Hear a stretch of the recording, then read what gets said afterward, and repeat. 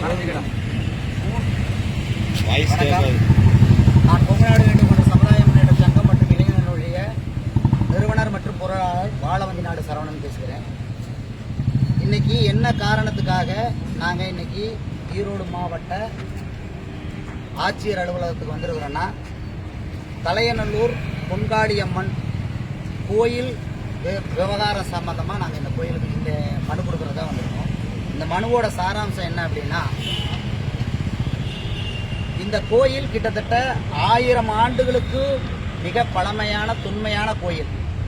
இந்த கோயிலில் பார்த்தீங்கன்னா இன்றைய காலகட்டத்தில் ஒரு 4-5 சமுதாயங்களுக்கு மேலே இதில் குடிபாட்டுக்காரர்களாக இந்த இடத்துல அவங்க வழிபாட்டு செய்து கொண்டிருக்கிறார்கள்.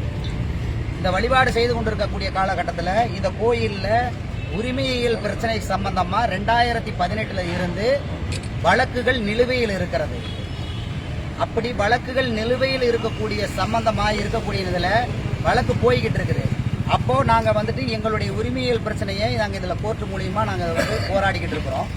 இதில் பார்த்தீங்க அப்படின்னா, இந்த கோயிலுடைய பூர்வீக குடிகளாக ஆதியிலிருந்து கும்பிட்டு இருக்கக்கூடிய வேட்டுவ சமுதாயத்தை சார்ந்த வேம்பகுளம் மற்றும் இளங்ககுளம் பிள்ளைகுளம் சார்ந்த மக்கள் கூரைகுளம் சார்ந்தவங்க ஒரு 500க்கும் மேற்பட்ட பங்காளிகள் குடும்பங்கள் இதில் வழிபாடு செய்து கொண்டிருக்கிறார்கள். எங்களுடைய உரிமையியல் பிரச்சனைக்கு நாங்கள் இது எங்களுடைய தீர்வு தேடி நாங்கள் நீதிமன்றத்தில் வழக்கு நிலுவையில் இருக்கிறது.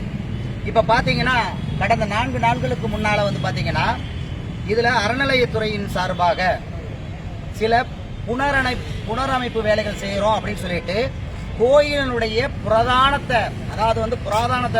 சிற்பங்களையே சேதப்படுத்தக்கூடிய அந்த இருக்கக்கூடிய கல்வெட்டுகளை சேதப்படுத்தக்கூடிய செயல்கள் நடைபெறுவதாக எங்களுக்கு தகவல் கிடைச்சது. அதன் அடிப்படையில் நாங்கள் இன்னைக்கு மாவட்ட கலெக்டர் ஐயா அவங்க கிட்ட நாங்கள் இதன் சம்பந்தமா மனு கொடுப்பதற்காக வந்திருக்கிறோம்.